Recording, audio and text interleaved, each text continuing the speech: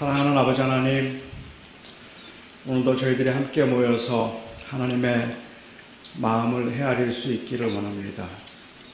주님, 저희들이 주님의 뜻을 분별할 수 있기를 원하며 또 주님의 원하심을 저희가 알기를 원합니다.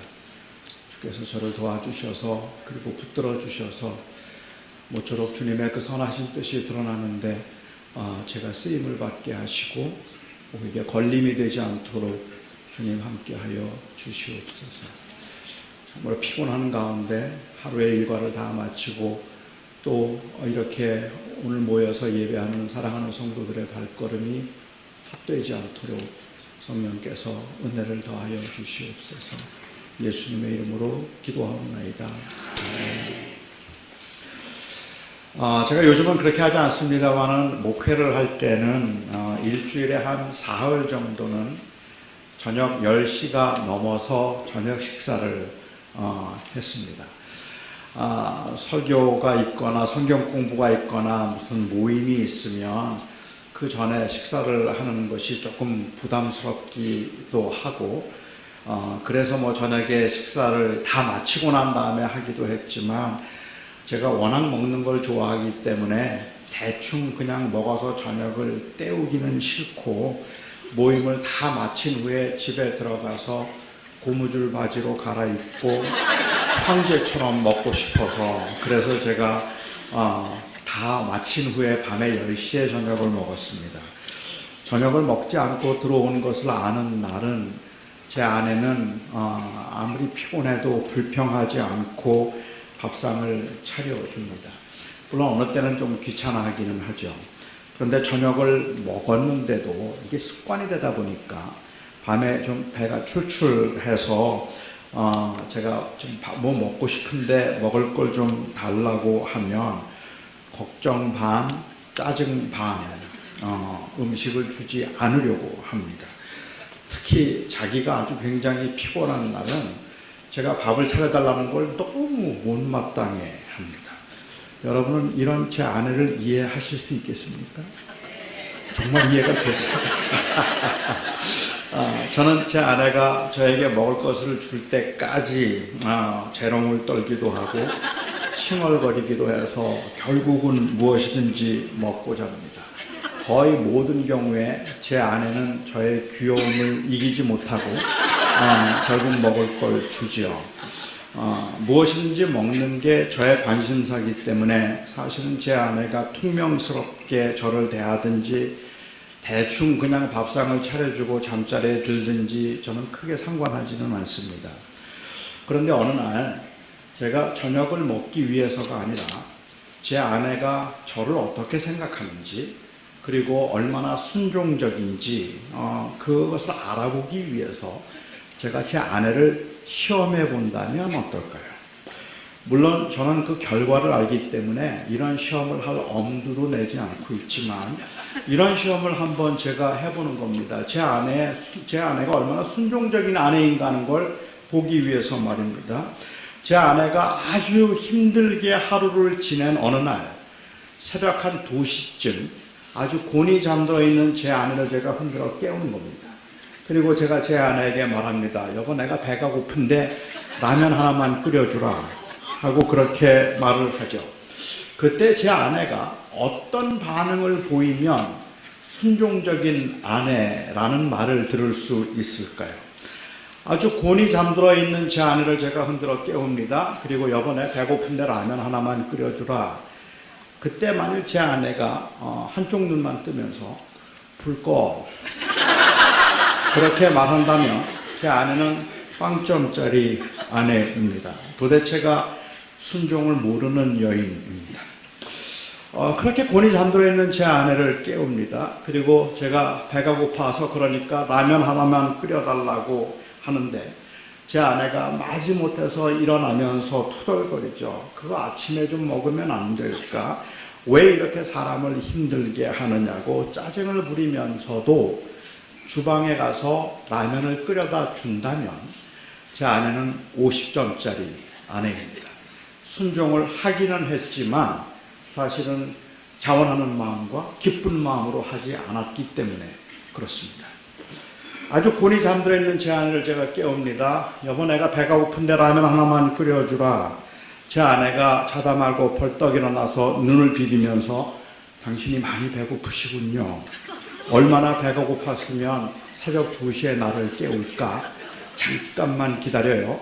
내가 금방 가서 끓여올게. 그리고는 주방으로 내려가서 라면을 정성껏 끓여서 제 앞에 갖다 놓고 제가 그것을 다 먹을 때까지 혹시 땀이라도 흘리지 않을까 싶어서 부채질을 해주면서 그 졸리운 눈을 비비면서 제가 그걸 다 먹을 때까지 옆에서 자리를 지켜준다면 제 아내는 100점짜리 아내입니다.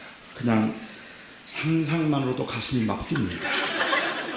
어차피 음식에는 저는 별로 관심이 없었고 제 아내가 얼마나 순종적인가 하는 것을 보기 위해서 한 것이었으니까 기쁘고 자원하는 마음으로 하는 것이 무엇보다 중요합니다.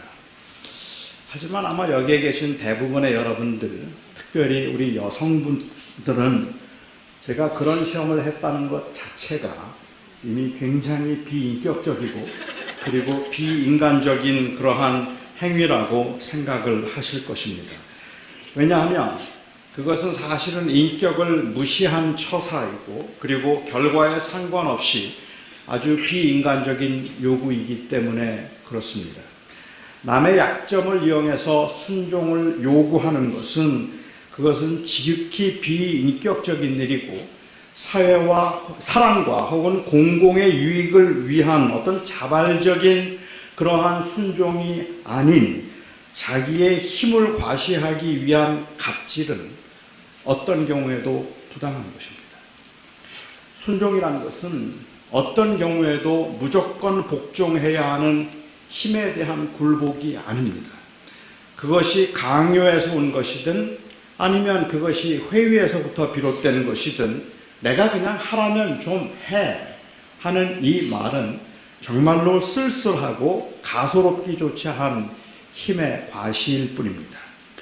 아내의 순종을 시험하기 위해서 아내가 가장 피곤한 날 과연 일어나서 나에게 먹을 것을 줄 것인가를 시험하는 그 자체가 시험을 했다는 것만으로도 비인격적이고 비인간적인 처사로 받아들여진다면 여러분 오늘 본문의 사건에 대해서는 어떻게 생각하십니까? 여러분은 이 사건을 대하면서 이건 정말로 부당하다는 생각을 해보신 적이 없으십니까? 우리는 종종 가장 좋은 아내, 가장 좋은 일꾼, 그리고 가장 좋은 자식을 한마디 불평도 하지 않고 그냥 절대 복종하는 사람들이라고 생각합니다. 물론 유교적인 영향도 강하겠지만 특히 기독교인들에게 있어서 이 절대 순종을 최고의 미덕으로 생각하게 만드는데 아마도 결정적인 영향을 준 사건이 있다면 오늘 본문의 사건이 아닐까 생각합니다. 하나님께서는 왜 이렇게 비윤리적이고 그리고 충격적인 시험을 하셨을까요? 사람을 제물로 바치는 것을 끔찍하게 싫어하시고 누구든지 사람을 제물로 바치는 자는 반드시 돌로 쳐서 죽이라고 하신 하나님께서 어떻게 이런 말도 안 되는 시험을 아브라함에게 하실 수 있었을까요? 정말 하나님께서 기대하고 원하셨던 것이 왜도 묻지 말고 토도 달지 말고 그냥 시키는 대로 하라는 것. 아브라함이 과연 내가 시키는 대로 할 것인가 하는 것을 보기 위해서였을까요?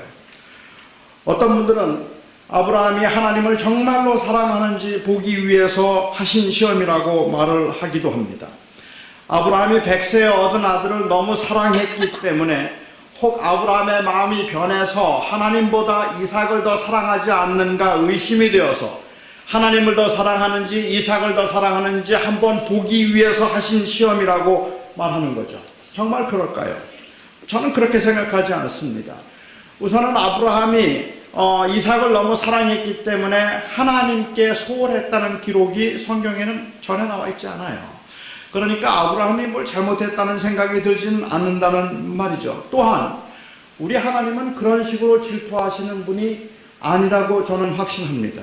그러니까 하나님께서는 우리들에게 너는 누구를 더 사랑하니? 라고 물으시고 내 자식을 더 사랑하니? 아니면 나를 더 사랑하니? 라고 물으셔서 그 누구보다도 하나님을 더 사랑하기를 하나님께서 원하시는 분이 아니라고 저는 생각합니다.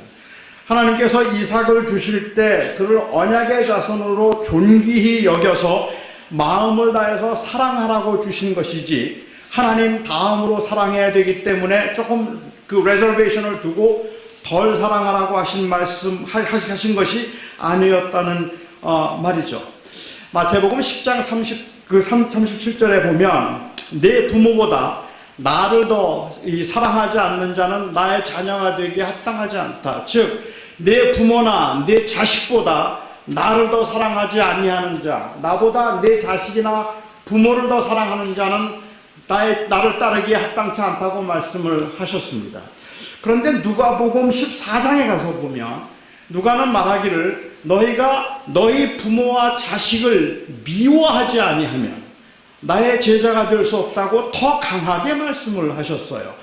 누구를 더 사랑하는가의 문제가 아니라 미워해야 된다고 주님께서 말씀을 하셨다는 말이죠. 그러니까 결국은 이 이야기는 비교의 문제가 아니라 우리가 누군가를 사랑하게 만드는 우선적이고 궁극적인 동기가 그 어떤 것도 아닌 하나님이 되어야 한다는 말씀을 하기 위한 것이라는 말입니다.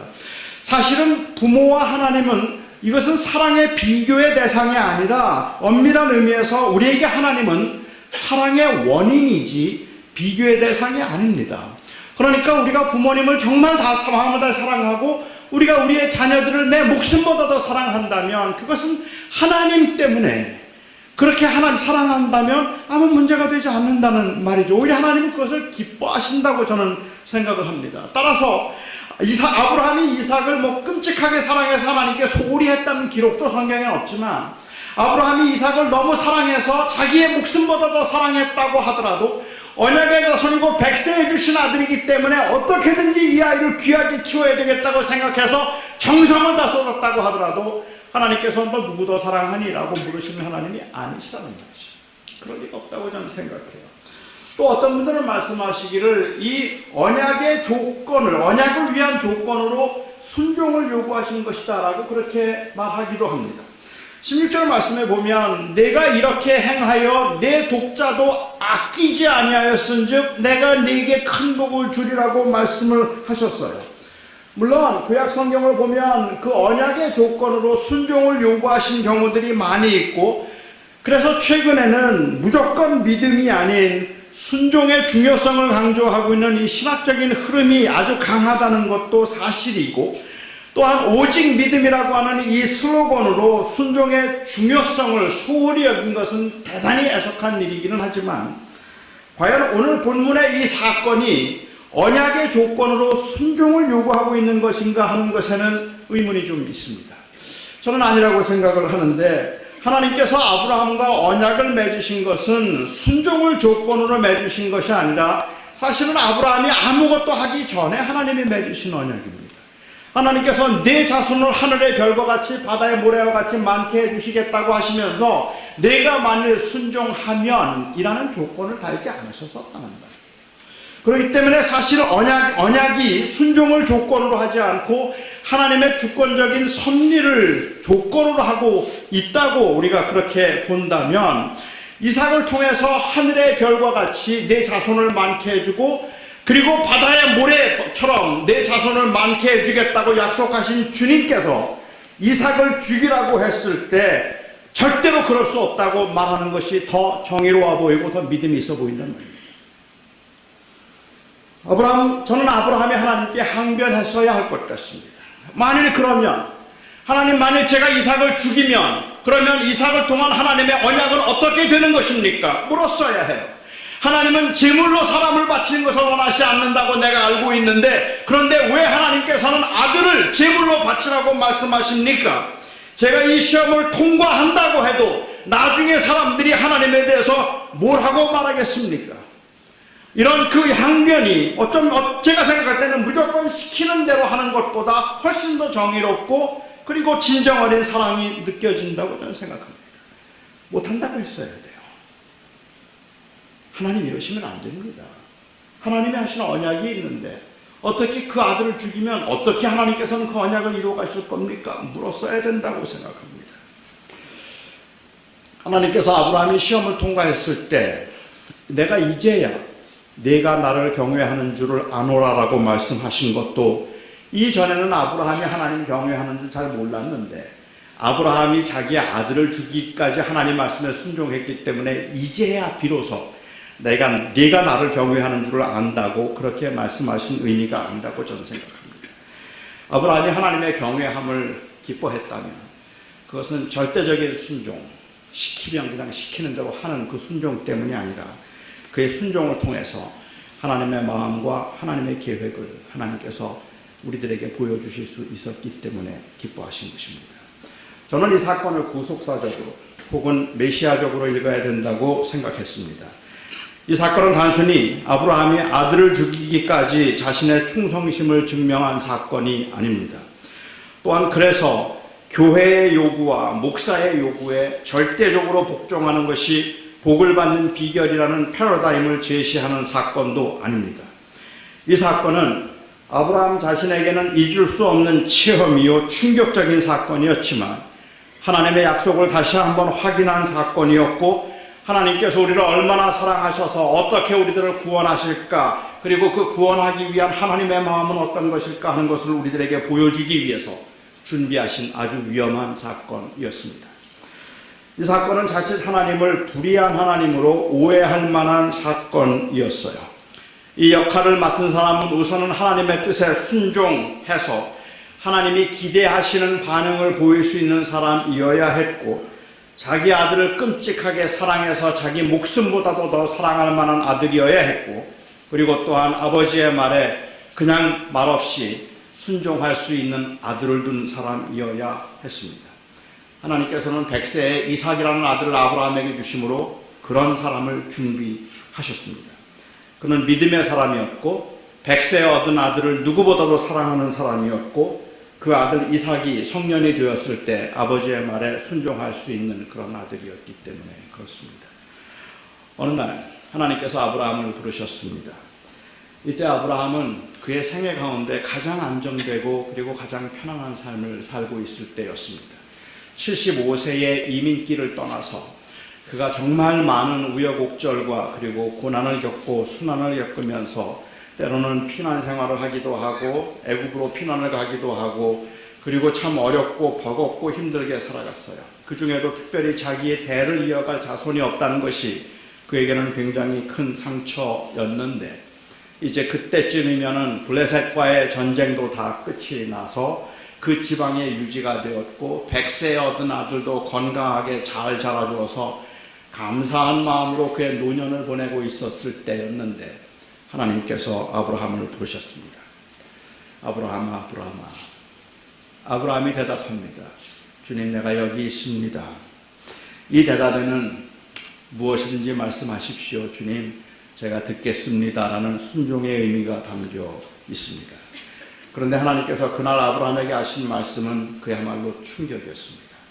그 75세의 고향을 떠나서 살아오면서 겪었던 그 어떤 고난과 그 어떠한 충격과 그 어떠한 아픔과 그 어떤 시련보다 훨씬 더 큰 것이었습니다.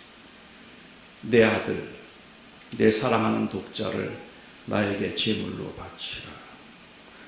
얼마나 놀랐을까요? 얼마나 충격을 받았을까요? 하지만 그는 불평하지 않았습니다. 하나님의 명령이 심상치 않았고 상식을 벗어난 것이었지만 하나님의 성품과 그리고 또한 하나님의 선하심을 잘 알고 있었기 때문에 오히려 어떻게 그렇게 무식한 것을 나에게 요구할 수 있느냐고 따질 수 없었는지도 모릅니다. 그는 그만큼 하나님의 선하심을 알고 있었죠. 하지만 그렇기 때문에 이 아브라함이 그래서 impossible한 그러한 마음을 가지고 아무런 감정도 없이 그야말로 너무 기뻐서 하나님 아들 달라고요? 문제 없습니다. 콧노래를 부르면서 물론이죠 하나님 제가 드리겠습니다라고 그냥 기쁘는 마음으로 그렇게 아브라함이 이삭을 죽일 생각을 했다고 말할 수 없습니다. 아브라함이 고민 없이 아멘이라고 할 수 있는 상황이 아닙니다. 원망은 하지 않았지만 하나님께 따져 묻지 않았지만 밤새도록 고민했을 겁니다. 하나님의 마음을 헤아려 보고 싶어서 한 고민일 겁니다. 그리고 아들 이삭과 아내 사라를 생각하면서 느꼈던 그 아픈 마음의 고민이었을 겁니다. 도대체 왜 하나님께서 이 아들을 죽이라고 하시는 거지? 내가 뭘 잘못한 게 있어서 하나님께서 그러시는 걸까? 혹 내가 잘못해서 하나님께서 이삭을 죽이라고 말씀하시는 것이라면 내가 지금이라도 하나님 앞에 대면하고 차라리 나를 죽여달라고 그렇게 말을 할까? 왜 하나님은 이 아들을 죽이라고 하시는 걸까? 이해할 수가 없어서 밤새도록 잠을 자지 못하고 괴로워하며 고민했을 겁니다. 그 의도가 무엇인가를 몰랐기 때문에 히브리서 기자가 한 말에 의하면 히브리 기자는 이 사건을 언급하면서 하나님께서 그 죽은 아들을 다시 살리실 줄을 믿는 믿음으로 그리했다고 이야기를 했는데, 그 죽은 아들을 살리실 줄을 믿는다는 것은 그를 부활하게 하실 것이라는 것을 믿고 있었다는 이야기입니다. 다시 말하면 정말로 죽이려고 했단 말입니다. 하나님이 이걸 지금 요구하고 계시지만 아마 하나님은 절대로 내 아들 못 죽일걸, 이랬다면 이 순종 별거 아니에요. 그렇잖아요. 하나님께서 안 죽이실 걸 알고 있었다면 뭐가 어렵습니까? 어차피 안 하실 건데. 그런데 그는 정말로 죽이실 거라고 생각했기 때문에 괴로웠을 겁니다. 힘들었을 겁니다. 밤새도록 잠을 잘 수 없었을 겁니다. 사라한테는 뭐라고 말을 해야 합니까? 아니, 아들한테는 뭐라고 이야기를 해야 하죠? 이때 이삭의 나이가 몇 살이었을까요? 우리는 정확하게 이삭의 나이를 알 길이 없습니다. 그런데 유대인들의 전통에 의하면 재미있는 전통이 있는데요. 이때 이삭의 나이가 16살이었다고 말하는 전통이 하나 있고, 그리고 그의 나이가 37살이었다고 말하는 전통이 하나 있습니다. 그런데 그의 나이가 37살이었다고 그렇게 주장하는 랍비들의 전통의 근거는 어디에 있는가 하면 바로 창세기 22장에서 이 사건을 기록하고 난 다음에 23장 시작하면서 사라가 바로 죽습니다. 127세에 죽었어요. 이삭이 37살 때. 그러니까 당시 유대인 랍비들 중에는 이 사라가 이 사건 때문에 충격받아서 죽었다고 생각하는 사람도 있다는 말입니다. 그만큼 사라에게는 충격적인 사건이에요. 자기 남편이 하나님이 뭐라고 말씀하셨다고 아들을 죽이려고 했단 말입니다. 샤갈이라고 하는 사람이 그린 아메리칸 주이시 그 아리스트인 샤갈이 그린 그림에 이 아브라함이 이삭을 바치는 사건을 그린 그림이 있습니다. 그런데 그 그림이 좀 재밌어요. 아주 선명한 색채로 그림을 그렸는데, 이삭이 누워있는데 한쪽 눈을 뜨고 있어요. 그리고 이 아브라함이 칼을 들고 이삭을 죽이려고 합니다. 그런데 그 옆에 아주 검은 숲풀이 있어요. 그리고 그 검은 숲 안에 한 사람의 형체가 있습니다. 경악해서 소리를 지르고 있는 한 여인의 형체입니다. 누굴까요? 사라겠죠. 아마 사라가 따라왔을 거라고 생각해요. 이상하니까 사라가 따라왔을 것이라고 그렇게 짐작해서 샤갈은 그 그림을 그렸습니다. 그러니까 당시 유대인들은 이 창세기를 읽으면서 아브라함이 이삭을 죽이는 사건이 이해가 되지 않는 거예요. 이건 보통 충격적인 사건이 아니란 말입니다. 어떻게 그럴 수가 있느냐는 말이죠. 아브라함은 이삭과 함께 사흘길을 걸어서 모리아 산으로 갔습니다. 아들을 꽁꽁 묶어서 나무 위에 올려놓았어요. 그리고 칼을 들었습니다. 그리고 그를 죽이려고 할 때 하늘로부터 하나님의 음성이 들렸습니다. 아브라함아, 이제 되었다. 그만 멈추어라. 그 아들에게 손을 대지 말라. 여러분, 하나님께서 기뻐 껄껄 웃으시면서 이 말씀을 하셨을까요? 그래 이제 되었다. 내가 나를 얼마나 사랑하는지 한번 알아보고 싶었던 거야. 내가 하도 내 아들을 껴안고 내 아들을 너무너무 좋아하길래 내가 나를 더 사랑하는지 내 아들을 더 사랑하는지 한번 보고 싶어서 내 아들 죽이라고 했던 건데, 역시 너는 나를 제일 좋아하는구나. 역시 너는 믿음의 사람이구나. 그래, 맞아. 내 말에 무조건 순종하고 내 아들보다 나를 더 사랑하는 내 믿음이 정말로 기분 좋다. 하하하. 만일 하나님께서 이때 이렇게 웃으셨다면 아마 저라면 하늘을 향해서 주먹을 들었을 것 같아요. 저라면 하늘을 향해서 저는 소리를 지르고 싶었을 것 같아요. 하나님, 이러시는 거 아닙니다. 하나님, 이러시면 안 됩니다. 그동안 아브라함이 겪었던 그 시간 동안에 아브라함이 겪었던 그 고통과 아픔이 더 심하기 때문에, 너무 컸기 때문에 그렇게 할 수 없는 거죠. 그는 단순히 내 믿음이 정말 좋구나라는 그 칭찬에 기뻐할 수 있는 게 아닌 거예요. 이제 이삭은 어떻게 합니까? 자기를 죽이려고 했던 그 이삭은 어떻게 대해야 되죠? 사라는 어떻게 대해야 합니까? 그 아들이 받았던 상처는 어떻게 해야 하는 겁니까? 아내가 받은 충격은 어떻게 해야 하는 겁니까? 이제 그가 평생 감사하면서 하나님 앞에 감사하고 기쁜 마음으로 살 수 있겠습니까?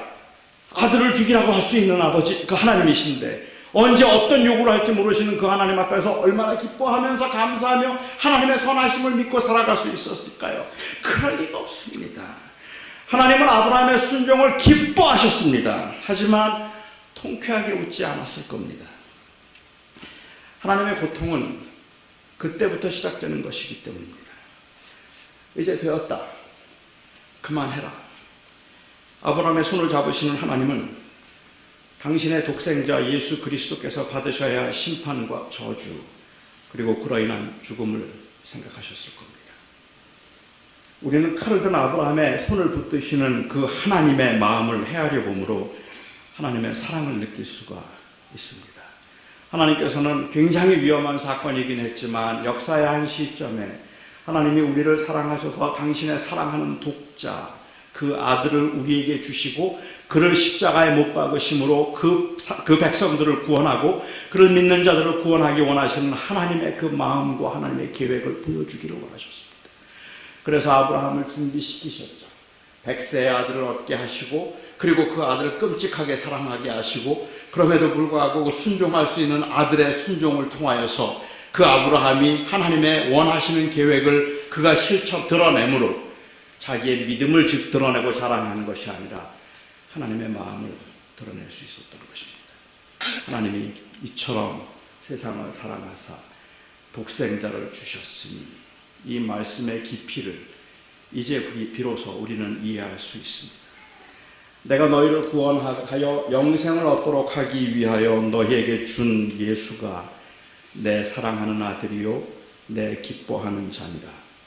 아브라함을 부르시면서 내 아들, 내 사랑하는 독자라고 지속적으로 부르신 것은 하나님께서 예수님을 부를 때 즐겨 사용하시는 호칭입니다. 우리를 향한 하나님의 사랑, 아들을 주기로 하신 그 사랑의 계획을 어떻게 표현할 수 있을까요? 역사상 아버지의 마음을 가장 잘 표현해 준 사건이 있다면 100세에 얻은 아들을 나무단 위에 올려놓고 칼을 들어야 했던 아브라함의 마음일 겁니다. 이 사건은 우리가 어떻게 해야 복을 받는가를 가르쳐주는 사건이 아닙니다. 이 사건은 우리가 어느 정도나 순종해야 하나님께 인정을 받을 수 있을까를 제시해주는 사건이 아닙니다. 이 사건은 우리가 어느 정도나 순종해야 하나님께 영광이 될까를 말하는 사건이 아닙니다. 이 사건은 아브라함의 순종을 보여준 사건이고 아브라함의 마음을 보여준 사건이고 이삭의 순종을 보여준 사건입니다. 이 사건은 우리가 얼마나 열심히 순종해야 하나님께 인정을 받는가를 보여주는 사건이 아니라 독생자를 주신 하나님이 우리를 얼마나 사랑하는가를 보여주신 사건입니다. 여러분은 누군가가 정말로 여러분을 사랑한다는 감동적인 고백을 들어보신 적이 있으십니까? 혹시 여러분은 여러분의 마음을 감동시킨 연애 편지를 받아보신 적이 있으십니까? 저는 사실은 여러분들이 지금 저를 보시면 금방 느끼시고 인정하시겠지만 제가 대학생 때 정말 자매들에게 인기가 많았어요. 제 외모 때문에. 그래서 저의 그 외모에 빠진 여학생들이 저에게 연애 편지를 얼마나 많이 보냈는지 안 믿으셔도 상관없지만 그래도 하여튼 그랬어요. 그 수많은 연애 편지 중에 제 아내가 보내준 연애 편지, 그 편지 안에 있던 그 시 한 구절을 저는 지금도 외웁니다. 너무 감동적인 시이기 때문에 외우고 있어요. 토실토실 알밤 같기도 하고 반질반질 차돌 같기도 하고 둥글둥글 축구공 같기도 하는 것. 무엇인가 했더니 자기 얼굴이더라. 괜찮죠? 제 아내는 거의 애정 표현을 하지 않는 여인이기 때문에 이 시는 그야말로 저에게는 감동입니다. 프랑스의 화가인 그 마르셀 드 렉루얼이라고 하는 사람이 자기가 사랑하던 여인이었던 막달린 드 빌라루얼이라고 하는 그 여인에게 연애 편지를 썼어요. 감동적인 사랑의 고백을 하고 싶어서 연애 편지를 썼는데, 로버트 리플이라고 하는 미국 작가의 말에 의하면 인류 역사상 지금까지 쓰여진 연애 편지 중에서 가장 긴 연애 편지랍니다. 그는 그 한 편지에 주브젠, I love you 라는 이 말을 1875년, 그 당시 1875년에 1000을 곱해서 187만 5천 번을 썼습니다. 한 편지에 내가 당신을 사랑합니다라는 말을 187만 5천 번을 썼어요. 그런데 그가 직접 쓴 게 아니라 대서인을 고용해서 썼습니다. 갑자기 싱겁죠. 그런데 충격은 그 다음입니다. 대서인에게 187만 5천 번을 써달라고 주문을 하는 것이 아니라 그가 직접 주브젠 하고 말을 하면 대서인이 주브젠이라고 따라하고 그 다음에 주브젠이라고 썼습니다. 그러니까 그는 사랑한다는 말을 듣고 쓰기를 562만 5천 번을 한 것입니다. 엄청나지 않습니까? 얼마나 긴 시간 동안에 도대체 어떻게 그렇게 했는지 저는 수학적으로는 계산이 되지 않는, 상상이 되지 않지만, 여러분은 사랑한다는 말을 500만 번 들어보셨습니까? 500만 번은 고사하고 남편이나 아내한테 50번만 들었어도 내가 이렇게 살지는 않겠다라고 생각하는 분들 계실 겁니다. 40년을 살면서 하루에 3번씩 내가 사랑한다는 말을 들어도 5만 번밖에 되지 않습니다. 굉장하죠? 562만 5천 번 사랑한다는 말을 듣고 사랑한다는 말을 써서 연애 편지를 썼다니까 말입니다. 글쎄요. 정성은 대단하지만 솔직히 그런 사랑이 부럽거나 아니면 그렇게 감동적이지는 않습니다. 정말 사랑을 표현하고 싶으면 차라리 그냥 명품 가방 하나를 사주던가 아니면 그 대소비를 돈으로 주는 게 더 낫겠다는 그러한 그 세속적인 물질적인 마음 때문만이 아니고, 혹은 상대방의 원함은 생각하지 않고 자기의 편리대로만 표현했다는 그 이기적인 표현 방식 때문만도 아니죠. 사실은 187만 5천 번 사랑한다는 말을 똑같이 써있는 그 편지가 막 수천 장 될 텐데 그거 받고 안 읽었을 것 같아요. 그렇잖아요. 그런데 정성은 대단하죠. 하지만 뭐 그런 그 사랑의 표현이 너무 이기적이라는 것 때문만이 아니라 어쩌면 그 정성과 감동은 있지만 너무 현실적이 아니기 때문에 비현실적이라서 마음에 와닿지 않을 겁니다. 다시 말하면 그건 내가 지금 살아가고 있는 현실에서 그렇게 절실하게 필요한 것들이 아니라서 없어도 그만인 것인데, 내 삶은 다른 여러 가지 현실적인 문제들로 인하여서 너무 버겁고 너무 힘들기 때문에 그런 사랑의 표현에 감동할 여유가 없다는 말입니다. 그래서 그 사랑의 표현이 그렇게 와닿지 않을 겁니다. 아마도 억만장자쯤 된다면 1000불짜리 상품권보다는 정성을 다해서 쓴 그 연애 편지를 더 좋아할지도 모르겠습니다. 여러분은 언제 하나님의 사랑을 느끼십니까? 하나님께서 우리를 선대하셔서 우리의 필요를 채우시고 우리의 원함을 들어주실 때 여러분은 하나님의 사랑을 느끼십니까? 사실 돌아보면 많은 사람들이 하나님께서 우리의 필요를 채워주셨음을 인정할 것입니다. 하나님이 우리의 원함은 채워주지 않으셨어요. 우리 대부분 다 이야기하는 것처럼 우리가 그렇게 간절히 원해도 원함은 채워주지 않았지만 돌아보면 필요는 채워주신 것 같아요. 그래서 하나님이 우리의 필요를 채워주셨다는 것을 인정하며 감사할 수 있습니다. 2018년 한 해만 돌아보더라도 쉬었다 말할 수 없지만 그래도 견딜 수 있었던 것이 감사하는 분들도 여기에 계실 것이고, 이만큼 살 수 있음이 은혜라고 생각하는 분들도 계실 겁니다. 지금은 많이 힘들지만 언젠가는 하나님께서 갚아주실 것이라는 그 믿음으로 현재를 보내는 분들도 아마 계실 겁니다. 우리는 대체로 고난을 당할 때보다는 형통할 때 하나님의 사랑을 느낍니다. 원하는 일들을 할 수 있게 되면 고맙고 물질적으로 풍요로우면 다 은혜라고 사람들은 생각을 합니다.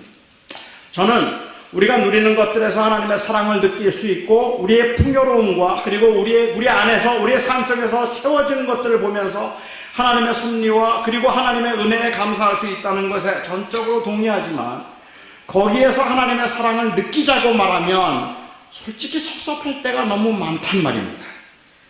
많은 좋은 것을 거저 누리고 있는 제가 지금 이런 말을 하는 것이 배은망덕하게 들릴 수도 있었겠어요. 하지만 저는 솔직히 하나님의 그 인색함이 섭섭할 때가 많습니다. 하나님께서 우리에게 잘해 주셔야 할 의무도 없고 오히려 무엇을 구함이 뻔뻔함일 수도 있겠고 뻔뻔할 수도 있겠지만 우리에게 절실하게 필요한 것들이 하나님에게는 별로 필요 없는 것들이라는 사실 때문에라도 저는 좀 섭섭하게 느껴질 때가 있습니다.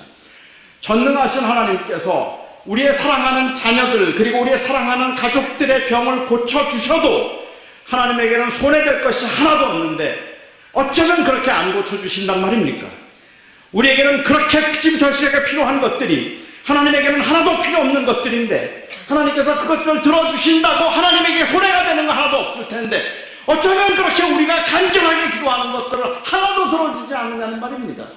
하나님께서 우리의 필요를 채워주셨다고 생각해서 감사하자면 감사할 수 있겠지만 엄밀히 제가 생각할 때는 하나님께서 우리에게 채워주지 않은 그런 것들과 그런 또한 하나님이 주시지 않음으로 인해서 우리가 지속적으로 경험해야 되는 그 고난들 때문에 섭섭할 때가 많다는 말이에요. 하나님이 돈이 필요하십니까? 하나님이 금이 필요하십니까?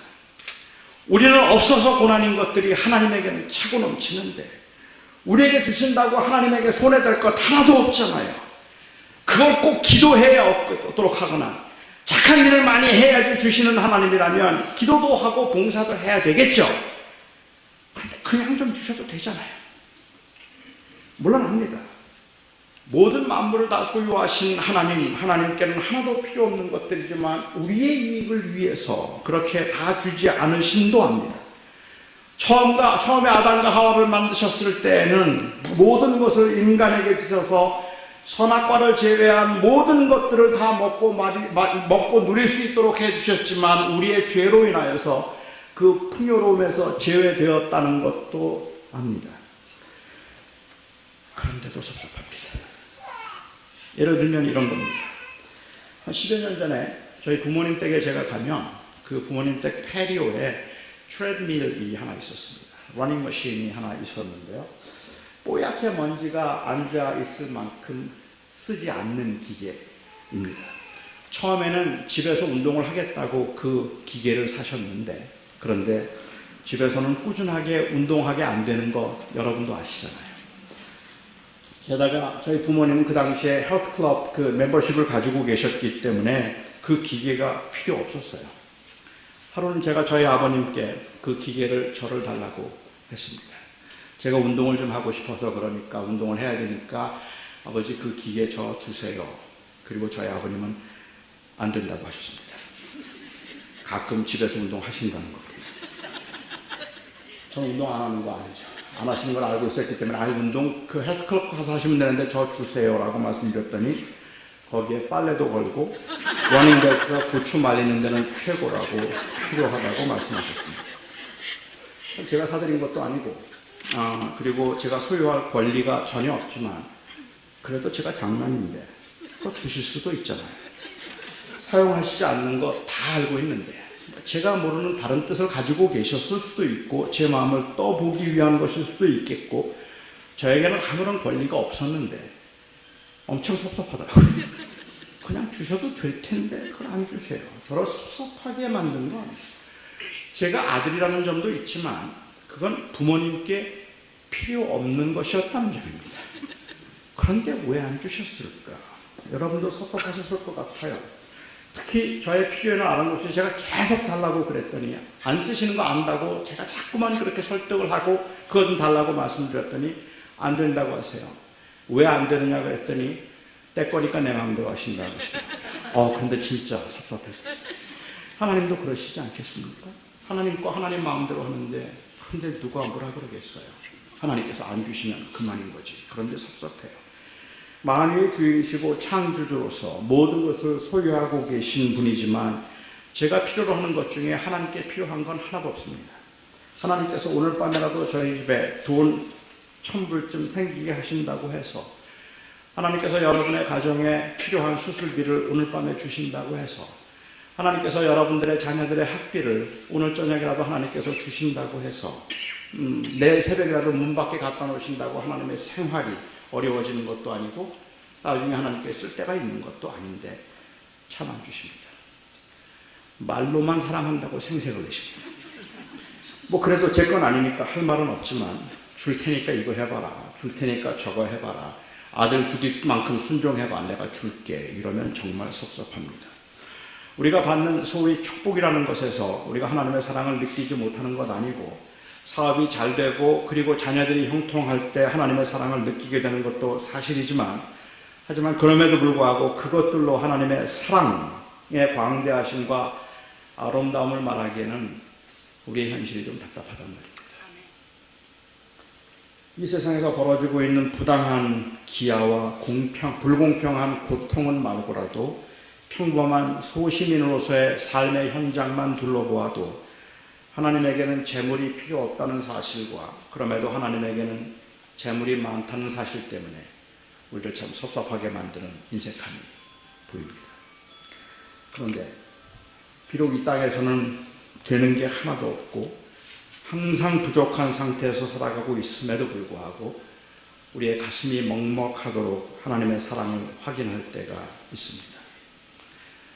하나님께서 세상을 이처럼 사랑하사라고 말씀하셨을 때는 일용할 양식을 주셨을 때가 아니라 당신의 독생자를 주셨을 때였습니다.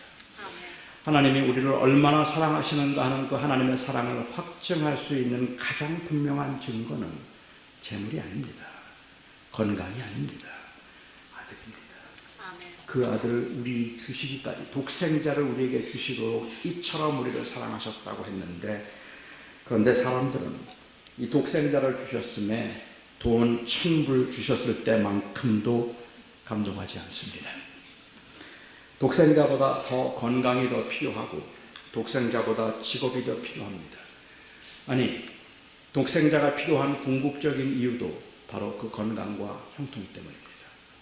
그래서 하나님이 독생자를 주셨다는 말이 우리의 그 빈곤하고 각박한 현실에서 우리에게 감동이 되지 않는다는 말이죠. 왜 그럴까요? 저는 어쩌면 그 이유가 우리가 죄인으로서의 이 절망적인 상태에 대한 인식이 없기 때문일지 모르겠다 생각합니다. 성경은 모든 인간들이 다 죄인이라고 선언을 합니다. 우리가 전도를 할 때도 제일 먼저 하는 질문이 당신은 당신이 죄인인 것을 아십니까? 라는 질문이고, 그 사람이 죄인인 것을 인정할 때 비로소 하나님이 우리의 죄를 용서하시고 우리를 구원하기 위해서 아들을 주셨다는 복음을 전하는 것이 가능할 것이라고 생각하기 때문에 그렇습니다. 그런데 사실 저는 이 죄인이라는 말에 오해가 너무 많다고 생각합니다. 전도를 할 때 당신이 죄인인 것을 아십니까? 라는 질문을 더 이상은 해서는 안 될 만큼 이 질문이 피상적인 질문이 되었는지도 모르겠다고 생각을 해요. 듣는 사람도 다르게 듣고 말하는 사람도 다르게 말하기 때문에 그렇습니다. 제가 고등학생 때 주님을 영접했습니다. 그리고 마음이 너무 뜨거웠고 교회 다녀보신 적이 없는 저희 아버님을 전도하고 싶었습니다. 그래서 제가 저희 아버님에게 전도를 했어요. 그 당시에 전도라는 게 대학생 이 사형리를 공부하는 것도 아니고 전도 부파를 훈련 받은 적도 없었기 때문에 그냥 교회로 인도하는 거죠. 제가 저희 아버님께 말씀을 드렸습니다. 아버지, 저하고 같이 교회 다니세요. 그리고 저희 아버님이 말씀하시기를 교회 같은 거 필요 없다 그러셨어요. 나는 교회 필요 없다. 너나 잘 다녀라. 제가 아니에요 아버지, 모든 사람은 죄인이기 때문에 예수님을 믿고 죄사함을 받고 구원을 받고 천국 가야 돼요. 그러니까 아버지도 그 죄사함을 받고 그리고 예수님을 믿고 죄사함을 받아서 함께 천국 갈 수 있으면 좋겠어요 라고 전도했습니다. 그때 저희 아버님께서 내가 무슨 죄인이냐 하시더라고요. 내가 도둑질을 했냐? 내가 살인을 했냐? 내가 지은 죄라고는 너희들 키우면서 고생한 것밖에 없는데, 그런데 내가 무슨 죄인이냐? 그 말씀을 하시는데 저는 저희 아버님이 죄인인 것을 증명해야 할 거룩한 사명을 느꼈습니다. 제가 저희 아버님에게, 아버지는 기억하지 못하시는지 모르겠는데 제가 초등학교 5학년 때 아버지 술 취해서 들어와서 이유 없이 막 나를 발길로 찼던 거 잊어버리셨어요? 아버지는 어머니에게 손 찍어 말라고 내가 분명히 손 찍어 말려고 하는 거 본 적이 있는데 아버지는 그게 기억이 안 나세요? 아버지는 정말로 거짓말을 한 번도 하신 적이 없으세요? 아버지는 정말로 욕심을 부려본 적이 없으세요? 저는 그날 저희 아버님에게 무지 맞았습니다. 세상에 이렇게 무례한 자식이 어디 있어요? 어떻게 이렇게 이야기를 하느냐는 말입니다. 그래서 저희 아버지가 죄인인 것을 증명하기 위해서 저희 아버지가 범했을지 모르는 그러한 그 가능한 죄들을 열거한 것. 우리는 전도를 하면서 때로는 다른 사람이 죄인인 것을 인정하도록 하기 위해서 캔디를 훔쳐먹은 적이 있느냐, 아니면 야한 영화를 본 적이 정말로 없느냐, 이런 질문들을 하기도 합니다. 혹은 단순히 교세를 확장시키기 위해서 이렇게 질문을 단순화시켜서 지적으로 그렇다고 동의해 주기만을 기대하고 그렇게 잘못 호도하고 있는 건지도 모르겠다고 생각합니다. 성경에서 모든 사람들이 다 죄인이라고 말할 때는 누구나 다 조금씩은 나쁜 짓을 하고 살았다는 의미가 아닙니다. 물론 죄의 결과로 사람들은 다 죄를 짓습니다. 그러니까 그 사람이 죄를 지었는가를 증명하기 위해서 누구라도 다 나쁜 짓을 했다는 것은 사실이에요. 하지만 성경의 모든 사람이 죄인이라고 말을 할 때는 그 죄인됨으로 인한 컨디션을 말하기 위한 것이 아니라 그 죄로 인한 결과를 말하기 위해서입니다. 모든 사람이 죄인이라는 말이 강조하는 것은 다 조금씩은 나쁜 짓을 해서 조그만 죄도 하나님의 거룩 앞에는 용납이 안 된다는 이야기를 강조하기 위한 것이 아니라 모든 사람이 죄인이라는 말 속에 포함되어 있는 것은 You are eternally doomed. 당신이 뭘 해도 당신에게 소망이 없습니다. 그 말입니다. 모든 사람이 죄인이라는 말은 당신이 좋은 대학을 나와도, 당신이 좋은 직장을 얻어서 좋은 집에 살고 있어도, 당신의 자녀들이 다 좋은 대학을 나와서 성공한 삶을 살고 있어도 당신은 아무것도 아닙니다. 당신은 불행합니다. 당신은 영원히 불행합니다. 뭐가 증명하죠? 인간의 죄인됨을 증명하기 위해서 성경이 사용하고 있는 것은 거짓말을 한 적이 있느냐는 것이 아니라 죽음과 심판은 모든 인간에게 아무 소망이 없음을 말해주고 있다는 말입니다. 우리는 이 땅에 살면서 그나마 조금 행복감을 느껴보기 위해서 부자가 되기도 하고 돈을 모아보기도 거기서 안심하려고 하긴 하지만 사실은 그러한 행복감에 안주하려고 할 때는 인간에게는 아무것도 소망이 없다는 그 절망을 인정했을 때뿐입니다. 그러니까 인간들은 결국은 하나님 성경이 말씀하는 것은 인간에게는 아무런 소망이 없어. 뭘 해도 소망이 없는 거야.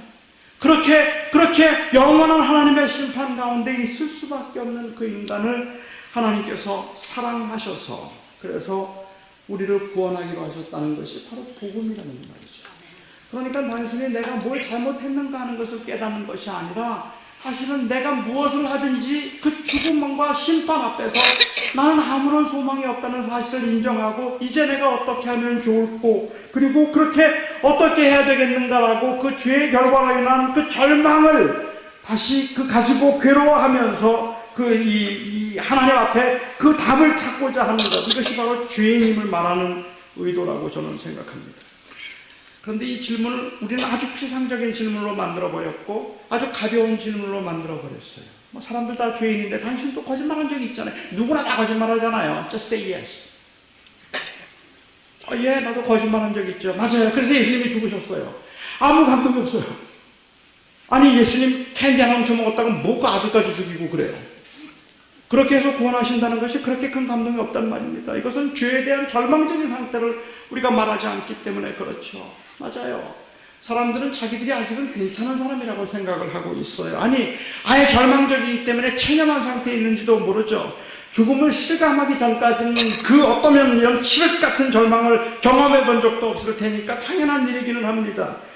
그렇기 때문에 위기감을 느끼지 않고 비교적 안정되고 편안한 삶을 살고 있는 사람들의 경우에 하나님께서 그 아들을 보내신 것이 그러한 말미암아 세상을 구원하게 하심이라는 이 말을 들어도 그 의미가 선명하게 와닿지 않는다는 말입니다. 은혜로 구원을 받았다고 해도 그 은혜가 그렇게 생생하지 않다는 말입니다. 그렇기 때문에 사실은 캔디를 훔쳐먹은 죄와 살인을 한 죄가 하나님께는 거룩함을 침해한 동일한 죄로 똑같이 지옥에 가게 만든다는 말에 인정을 하면서도 부당하고 억울하다는 생각을 하고 있죠. 하나님은 그렇게 거룩한 분이라 어쩔 수 없겠다 생각을 하면서도 그러면서도 그 하나님이 사실은 이 모든 죄를 다 똑같이 받아들이고 그리고 그래서 모두가 다 지옥에 갈 수 있다는, 가게 된다는 그 말이 용납이 잘 안 되어서 하나님은 공평하지 않다 말하고 많은 사람들은 질문을 할 때, 그래서 비교적 착하게 깨끗하게 산 사람이 조그만 죄를 지었다고 지옥 가고 엉망으로 산 사람이 예수 믿는다고 천국 가는 게 이게 맞습니까? 라는 질문을 하게 된다는 말이죠. 그건 인간이 여전히 괜찮다고 생각하는 전제에서 가능한 말일 겁니다. 요즘도 전도를 하면서 예수 천당 불신 지옥을 말하는 분들이 계십니다. 저는 예수 천당 불신 지옥을 외치고 지하철 앞에서 그렇게 확성기되고 전도를 하는 분들의 그 열심을 저는 참 존경합니다. 그리고 저는 귀하다고 생각합니다. 사실은 그래서 예수 믿으면 천국 갑니다. 예수 믿으면 천국 갑니다. 예수 안 믿으면 지옥 갑니다라고 말을 하고 있는 그 메시지를 전하는 것이 과연 누가 그것을 들을까 하는 이 실용주의적인 질문이 저는 별로 의미가 없다고 생각해요. 어차피 우리는 그게 되느냐 안 되느냐가 중요한 것이 아니라 그게 옳으냐 그르냐가 중요한 것이니까, 그러니까 저는 그 열심은 정말 귀하다고 생각하는데, 자칫 이 예수 천당 불신 지옥이 복음의 메시지를 호도할 수 있다는 생각은 좀 들 때가 있다는 말입니다. 예수를 믿지 않으면, 믿으면 천국 가고 예수를 믿지 않으면 지옥에 간다는 말, 그래서 불신이 정죄와 심판의 원인이 된다는 말, 이 말은 맞지 않습니다. 우리가 안 믿는 것이 우리가 지옥에 가게 된 원인이 아닙니다. 갑자기 이단 같죠. 저는 예수를 믿으면 천당 간다고 믿지만 예수를 안 믿어서 지옥에 가는 건, 라는 말은 부분적으로 맞기도 하고 틀리기도 하다고 생각합니다. 다시 말하면 불신은 심판의 우선적인 원인이 아니라는 말이죠. 이렇게 설명을 드리면 어떨까요? 어떤 사람이 자기가 아프지 않은 줄 알았습니다. 그런데 그는 굉장히 아픈 사람이었습니다. 얼마 살지 못할 사람이었어요. 의사가 진찰을 해보더니 말합니다. 당신 많이 아프십니다. 오래 살지 못할 것 같네요. 곧 죽을 겁니다. 그렇지만 고칠 수 있는 약이 있습니다. 그 약을 먹으면 살 수 있습니다. 그런데 이 환자는 아픈 증상도 별로 없었고, 그리고 살아가는데 아무런 지장도 없는데 곧 죽을 거라고 말하고 그 약을 먹어야 산다고 말을 하니까 믿을 수가 없었습니다. 그래서 말합니다. 괜찮습니다. 저는 멀쩡하니까 그 약 필요 없어요. 그리고 그 약을 안 먹었습니다. 그리고 죽었습니다. 병이 들었음에도 불구하고 자기는 멀쩡하다고 생각해서 약을 먹지 않아서 죽은 것이 문제입니다. 그렇다면 약을 먹지 않아서 죽었다는 말은 맞는 말이지만 약을 먹지 않아서 죽였다는 말은 맞는 말이 아닙니다. 그를 죽게 만들었던 우선적인 원인은 약을 안 먹은 것이 아니라 병입니다. 그 같은 병이 그를 죽게 만들고 있는데 그걸 모르고 있었어요. 그걸 인식하지 못하고 있었기 때문에 살릴 수 있는 약을 먹지 않은 거예요. 그래서 그는 죽었습니다. 그러니까 무엇이 그를 죽인 겁니까? 약을 먹지 않아서 죽은 것이 부분적으로 맞지만 약을 먹지 않았다는 것은 secondary cause예요. 그를 죽게 만들었던 우선적인 이유는 병이 들었다는 사실이죠. 그런데 이 경우는 다릅니다. 어떤 사람이 비교적 건강하게 잘 살고 있었습니다. 건강한 사람이었습니다. 어느 날 병원에 갔더니 의사 선생님이 불로장수할 수 있는 약이 하나 나왔다고 하면서 약을 소개합니다. 이 약을 먹으면 죽지 않습니다. 그래서 이 약을 꼭 드세요. 불로장수하고 싶은 마음도 별로 없었고 믿어지지도 않아서 싫다고 그랬습니다. 안 먹겠다고 했더니 의사가 협박을 합니다. 지금 이 약을 당신이 먹지 않고 원하지 않는다면 불로장생을 원하지 않는 것으로 간주해서 이 약을 만든 사람이 언제 찾아와서 당신을 죽일지 모릅니다. 하지만 나는 일단 이 약을 당신에게 소개했기 때문에 당신의 죽음에 난 당신의 피에 나는 깨끗합니다. 그리고 정말 며칠 있다 제약회사 직원들이 밤중에 찾아와서 이 사람을 죽였어요. 약을 먹지 않았다는 이유로. 이런 경우에는 그 약을 먹지 않았다는 사실이 그를 죽게 만든 우선적인 원인입니다. 건강한 사람이었는데 안 먹어서 죽은 거니까요. 그렇죠. 여러분, 이 두 경우의 차이를 느끼실 수 있겠습니까? 사람들은 예수 천당 불신지옥에서 무슨 이야기를 들었을까요? 저는 후자를 듣고 있다고 생각합니다. 그렇게 후자를 듣고 있기 때문에 기독교가 독선적이라는 말을 하고 있는 거죠. 사실은 인간이 이런 절망적인 상태를 전제하지 않는다면 인간은 지금 죽고 있습니다. 죽었습니다. 당신에게는 아무 소망이 없습니다. You are eternally doomed. It doesn't matter what college you went to. It doesn't matter how much you make a year. 당신이 얼마나 돈을 벌든지 얼마나 많은 사람들의 인정을 받든지 당신은 아무런 소망이 없습니다. 왜냐하면 그래서 당신은 곧 죽을 것이며 죽음 후에는 심판이 있을 것입니다라는 이 절망적인 상태에 대한 인식이 없다면 복음의 은혜는 종교적으로 헌신된 사람이 축복받아서 많은 것을 누리고 좋은 것을 가질 수 있도록 만드는 아주 천박한 상품이 되어버리고, 하나님은 당신을 잘 믿는 사람들에게는 복을 주고 믿지 않는 사람들에게는 재앙과 고난을 주시는 엄청난 독재자가 되어버리고, 기독교는 하나님의 이름으로 세력을 확장시키기 위해서 독선적이고 호전적이 될 수밖에 없다는 말입니다. 인간이 얼마나 절망적인 것을 인정할 수 있다면, 그렇다면 돈 천부를 주지 않아서 섭섭한 그 하나님이 당신의 아들을 주셨다는 사실에 감동할 수밖에 없단 말입니다. 그게 바로 생명이니까, 그게 바로 우리를 살려주고 우리에게는 소망이 되어서 이 땅에 누리는 그 어떤 것보다 어떤 것과도 비교할 수 없는 가장 가치 있는 것이 바로 이 생명이 되기 때문에 그렇단 말입니다. 아무것도 소망이 없다고 생각한다면 이 땅에서 잘 사는 게 최고겠죠. 하나님이 나에게 많은 것을 주지 않고 내가 원하는 것들을 채워주지 않는 하나님이 섭섭할 수밖에 없겠죠. 그렇지만 우리에게 그런 것을 다 가진다 해서 절망인 우리들을 사랑하셔서 하나님께서 우리를 구원하셨다고 말한다면, 그래서 그 구원하기 위해서 아들을 주셨다고 한다면 이것보다 더 엄청난 게 어디 있느냐는 말이에요. 하나님의 사랑을 확인할 수 있는 가장 분명한 게, 하나님이 세상을 이처럼 사랑하사 독생자를 주셨으니 이는 저를 믿는 자마다 멸망하지 않고 영생을 얻게 하려 하십니다.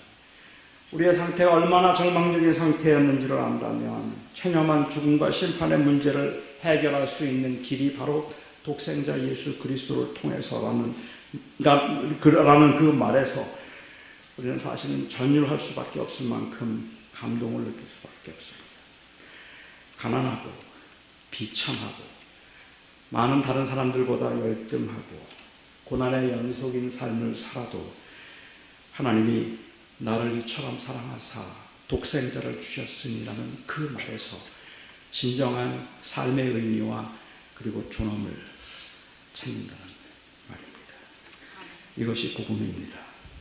복음이란 단순히 내가 주인임을 인정함으로 천국에 들어가는 공짜 입장권을 받아서 뒷주머니에 차고 내 원하는 대로 살다가도 믿었기 때문에 그냥 내밀면 되는 그런 것들이 아니라, 하나님이 다시 내 인생의 주인이 되도록 하시고 그 하나님이 내 인생의 주인이 되실 때 비로소 이 땅에서 그 나라에 이르기까지 영원한 기업을 누리는 진정한 자유를 갖도록 하는 것, 이게 바로 복음입니다. 이것이 그 아들을 우리에게 주셨다는 선언입니다. 사람들은 이 사랑에 감동하지 않습니다. 그런데도 우리 하나님은 오직 그 말씀만 하고 싶어 하십니다. 사람이 알아듣든지 알아듣지 못하든지 하나님은 그 말씀만 하고 싶어 하십니다. 우리가 인식하지 못할 때라도 그것이 우리에게는 가장 절실한 것이기 때문입니다. 부자에게도 내가 너를 사랑하여 내 아들을 주었다 말씀하고 싶어 하시고, 가난한 자에게도 내가 너를 사랑해서 내 아들을 주었다 말씀하고 싶어 하십니다. 나이가 들어서 점점 기력이 쇠하고 외로움과 두려움에 한숨이 깊어가는 노인에게도 내가 너를 사랑하여 내 아들을 주었다 말씀하고 싶어 하시고, 무엇인지 다 할 수 있을 것 같은 열정에 항상 의욕이 넘치는 젊은이에게도 내가 너를 사랑해서 내 아들을 주었다 그 말씀을 하고 싶어 하십니다. 아멘. 우리는 왜 하나님이 나를 이렇게 도와주지 않으시는지 사실 잘 몰라요. 왜 어떤 사람은 그렇게 고난을 당해야 하는지, 왜 어떤 사람은 그렇게 오랫도록 기도하는데도 불구하고 여전히 아픔 가운데 살아야 하는지 그 이유를 정말 모르겠고, 거기에서 하나님의 사랑을 느끼자고 말한다면 사실은 너무 답답해서 그 하나님 난 못 믿겠다고 말하는 사람들의 그 고백이 더 진실해 보일 수 있을 정도로 참 세상은 불공평한 것은 분명한 사실입니다. 하지만 이 불공평한 세상에서 우리가 하나님의 사랑을 느낄 수 있는 것은, 그것은 세상에서 형통함이 아니라 하나님이 그 아들을 주셨다는 사실부터 비롯되는 거라는 말입니다. 제가 인디언 레저베이션에 선교를 간 적이 있었는데요. 레저베이션에 선교를 갔는데 인디안 레저베이션에 들어가면 인디안들의 경우에 있어서는 이 아메리칸 이 네이티브 아메리칸들의 경우는 굉장히 고난을 많이 경험한 분들이잖아요. 그래서 사람을 못 믿어요. 사람을 마주보고 똑바로 보는 사람이 거의 없을 정도입니다. 누가 가도 그냥 먼 산을 쳐다보고 있고요. 그리고 특히 남자들은 더 그런데 눈이 마주치지를 못합니다. 그래서 아무리 이야기를 해도 눈을 마주보고 이야기하는 경우들이 거의 없어요. 그리고 정말 고난과 그리고 아픔의 연속인 삶을 살았던 분들이죠. 제가 한 번은 어느 할머니에게 전도를 하기 위해서 다가갔습니다. 그리고 그 할머니에게 이런저런 이야기를 나눴는데 그 할머니 여전히 그냥 하늘만 쳐다보고 답을 안 하세요. 그냥 간단하게 고개만 끄덕이고 아주 짧은 대답만 하세요. 역시 잠깐 이야기를 들어보았어도 아들은 다 감옥에 가 있었고 남편은 알코올 중독자, 평생을 가난과 싸워야 했던 고달픈 인생을 살았던 할머니십니다. 제가 이런저런 이야기를 하다가 나중에 그 할머니에게 You know what? God loves you. 그냥 그 한마디였어요. 근데 한 번도 저를 쳐다보지 않던 할머니가 저를 쳐다보세요. 그럼 저에게 물으세요. How do you know? 어떻게 하느냐는 거예요. 이 할머니는 한 번도 하나님이 자기를 사랑한다고 생각해 본 적이 없던 할머니입니다.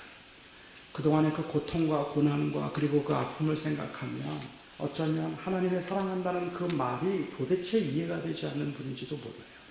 How do you know? 너무 단순하다 싶었지만 제가 그냥 아주 간단하게 얘기했습니다. I know it for sure because God has given His only Son for you. 내가 이를 확인할 수 있는 것은 분명히 말할 수 있는 건 하나님이 독생자를 주셨기 때문입니다. 근데 잠시 후에 보니까 이 할머니의 눈에서 눈물이 흘러요. 만약에 이 할머니에게 하나님이 사랑하시기 때문에 당신의 아들들을 감옥에서 내보내 주실 것이고 당신의 모든 고통과 아픔들이 다 사라지고 이제 부자가 될 겁니다 라고 말했다면 아마 실수로 금치 못했을 겁니다. 그 무슨 소리냐. 그동안에 그 살아온 그 고생의 날들, 고난의 날들이 너무 길었고 깊었기 때문에 그렇습니다. 한 번도 그런 것들을 보면서는 하나님이 나를 사랑한다고 생각하지 않았던 것 같아요. 그런 것들을 보면서 한 번도 하나님의 사랑을 느낄 수 없었던 어떤 분인지도 몰라요. 그래서 그분에게 하나님이 정말로 사랑해서 하나님이 스스로 희생하셨다는 그 말이 그분에게는 위로가 되고 감동이 되었는지도 모르겠다는 생각을 했습니다. 오늘 본문 사건이 창세기 22장에 나오는 이 사건이 이 말씀을 아주 생생하게 우리에게 말씀해 주신 비주얼라이즈 된 말씀이라는 말입니다. 하나님이 세상을 이처럼 사랑하사 독생자를 주셨으니 그 사랑이 어떤 것인지를 아브라함을 통해서 보여주신 것이죠. 많은 그리스도인들이 순종해야 한다는 강박을 가지고 있습니다. 마땅한 도리고 은혜에 대한 보답이라고 생각하기도 하고 복을 받거나 재앙을 피하기 위한 수단이라고 생각하기도 합니다. 그런데 제가 경험한 바에 의하면 교회 생활을 오래 한 분들일수록 많이 지쳐 있습니다. 많이 섬기는 분일수록 기쁨이 없는 걸 보았습니다. 어쩌면 오늘 본문 사건을 대하면서도 우리가 느끼는 답답함은 우리에게는 아브라함처럼 자식이나 우리의 중요한 것들을 희생할 만큼의 충성심도 없어 보인다는 사실 때문인지도 모릅니다. 그래서 죄송하다는 마음이 있으면서도 한편으로 또한 부당하다는 마음도 있어서 내가 하나님 앞에 참 부족하고 죄인입니다. 내가 잘 못합니다. 라는 그 고백과 동시에 많은 사람들의 그 마음 속에는 그런데 솔직히 좀 섭섭합니다 하는 그 마음이 교인들에게 있더라는 말입니다. 우리는 자꾸만 하나님을 임프레스하려고 애를 쓰는 경우가 있어요. 그게 복을 받기 위해서든 아니면 재앙을 피하기 위해서든 어떤 이유든 간에 we try to impress the Lord. 주님을 임프레스하려고 그렇게 얘기하시는 것 같아요. 그래서 아브라함의 사건을 보면서도 어떻게 하나님을 임프레스할 수 있는가 하는 것들에 대한 이야기를 하려고 해요. 하나님을 어떻게 하면 임프레스할 수 있을까? 순종해야지. 아들 달라가면 드려야지. 하나님께서 아들을 데리고 가셔도 그래도 불평하거나 원망하면 안 되지. 그냥 주님의 것이니까 주님 가져가세요라고 해야지. 가난이 와도 고난이 와도 아픔이 와도 그냥 묵묵히 참아내고 다 빈손으로 왔으니까 빈손으로 가는 거죠 라고 말해야지. 그래서 하나님을 임프레스해야 그나마 덜 고난을 당하고 그나마 재앙을 만나지 않을 거야 라고 생각을 하고 있다는 말입니다. 그래서 이 사건을 보면서도 어떻게 하면 우리가 하나님을 임프레스할 수 있는가 하는 이야기를 많이 듣고 있는 거죠. 그런데 오늘 이 사건이 제가 이해하기에는 하나님께서 이 사건을 아브라함한테 준비하신 것은 나를 임프레스하려고 하지 말고 be impressed by me. 이 사건은 너 얼마나 나를 사랑하니? 그걸 묻는 사건이 아니라 내가 너 얼마나 사랑하는지 아니? 그걸 묻는 사건입니다. 아무리 힘들고 어렵지만 내가 너 정말 사랑한다? How do you know? 어떻게 알아요? 내가 내 아들 줬어. 내 아들이 너를 위하여 죽었잖아. 고난 가운데 있는 사람들이, 그리고 환난 가운데서 버겁게 하루하루를 살아가고 있는 우리 인생이 어떻게 하면 조금 더 풀릴 수 있을까, 좀 더 나을 수 있을까는 많이 생각하는데 별로 앞도 보이지 않는 것 같은 그런 절망적인 것처럼 보이는 그 인생이라 할지라도 결국 불행하다고 말하지 않게 만들 수 있는 놀라운 복음의 메시지는 바로 하나님이 너에게 복을 주셔서 너를 형통하게 하실 것이라는 것이 아니라 하나님이 너를 사랑해서 그 아들을 주셨다는 사실이란 말입니다. 저는 여러분들이 그 사실에서 위로와 힘을 얻을 수 있으면 좋겠습니다. 알아요. 저는 지금도 이해가 잘 안 돼요. 솔직히. 왜 하나님께서 그렇게 우리의 필요한 것들을 즉각 주지 않으시는지, 하나님의 어떤 선함과 하나님의 계획이 있는지 그거 잘 모르겠어요. 저 목회하면서 계속 하나님 앞에 하는 기도는 늘 그런 기도예요. 하나님 제발 이번에 좀 살려주십시오. 이번엔 좀 되게 해주십시오. 하나님 제발 그것 좀 피하게 할 수 있게 해주십시오. 간절하게 기도를 해요. 그런데 어떤 분들의 경우에는 정말 제가 생각해도 너무 힘들다 싶을 만큼이나 어렵고 힘들게 살아가는 분들도 계시더라는 말입니다. 아무런 소망이 별로 없어 보이는 그러한 인생인데, 그러한 인생에 줄 수 있는 소망이 주님께서 말씀하신 이 사건은 순종하면 다 풀려. 그 말을 하신 것이 아니라 그 어려운 상황에서도 내가 결코 낙심하지 말아야 하는 것은 여전히 나는 너를 사랑하여 내 아들을 주었기 때문이다라고 말씀하고 계시는 겁니다. 기도하겠습니다.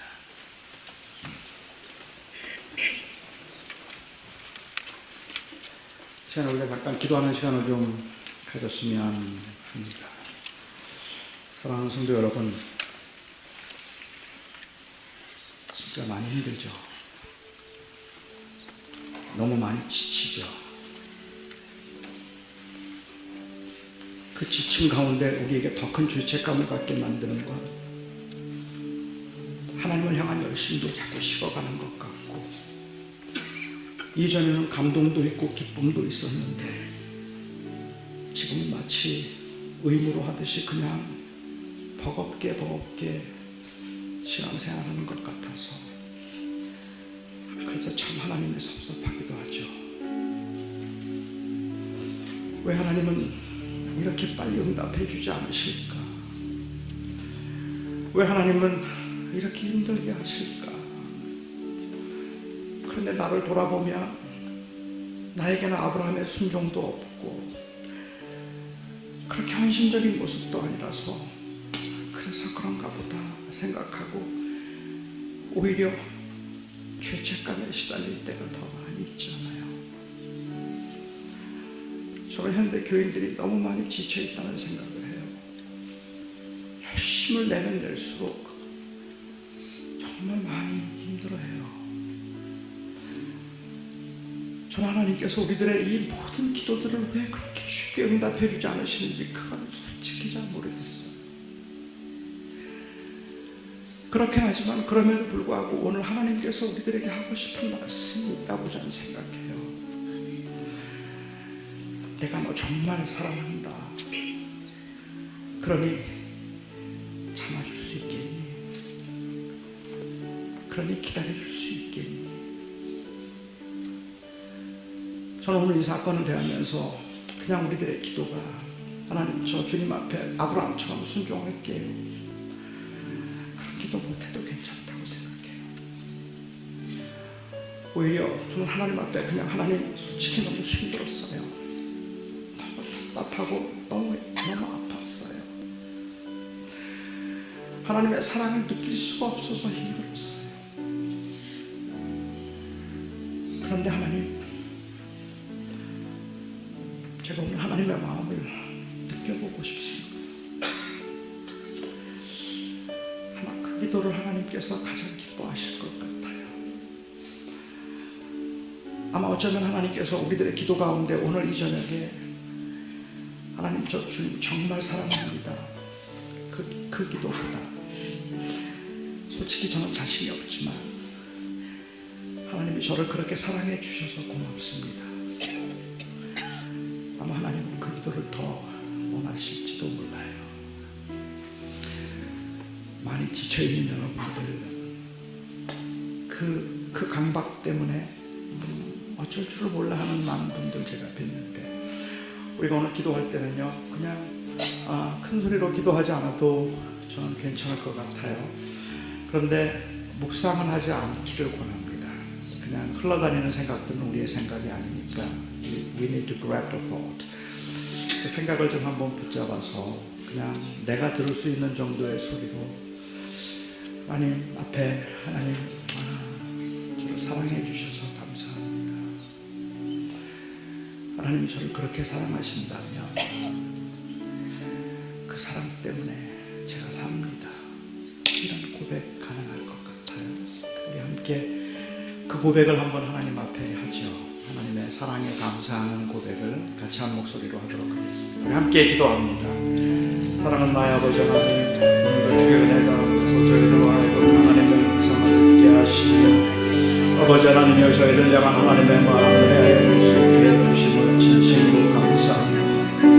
우리가 살아가면서 경험하는 그 많은 아픔과 어려움들, 하나님이 우리는 더 순종하고 더 열심히 해야 되겠다는 것을 알고 있는데 아버지 하나님이여, 그런데 주님, 저희들이 아무도 부족합니다. 하지만 부족함에도 불구하고 하나님이 저희들을 사랑하시는 그 사랑의 확증을 아버지 하나님이여, 그 아들을 우리에게 주신 권인 것을 우리가 다시 한번 생각합니다. 하나님, 저희를 그렇게 사랑하셔서 감사합니다. 하나님께서 저희를 그렇게 사랑하시고 아들을 주셔서 감사합니다. 아버지 하나님, 세상에 사는 동안에는 여전히 버겁고 피곤하지만 그리고 여전히 고되고 골고한 인생을 살아가고 계십니다. 낙심하지 않고 주님 주저하지 않고 불평이나 원망이나 비교로 살지 않고 아버지 하나님, 저희가 하나님의 사랑을 그 아들을 통하여 확인하게 됩니다. 나의 아버지 하나님의 놀라운 하나님의 은혜가 우리 사랑하는 성도들의 마음을 하나님이여 주님 위로할 수 있는 그 마음을 주님이 회복시켜 주시고 간절히 좀 더 열심히 해야 되겠다는 마음이 생기는 것조차도 아버지 하나님, 그 은혜에 대한 많은 길을 원하며 하나님의 순종에 대한 강박과 그런 부담이 나올 수 있기를 아버지 하나님 도와주시고 주님께서 함께 하셔서 하나님의 거룩하신 뜻이 사랑하는 성도들 가운데 이루어 주시옵소서. 아버지 하나님,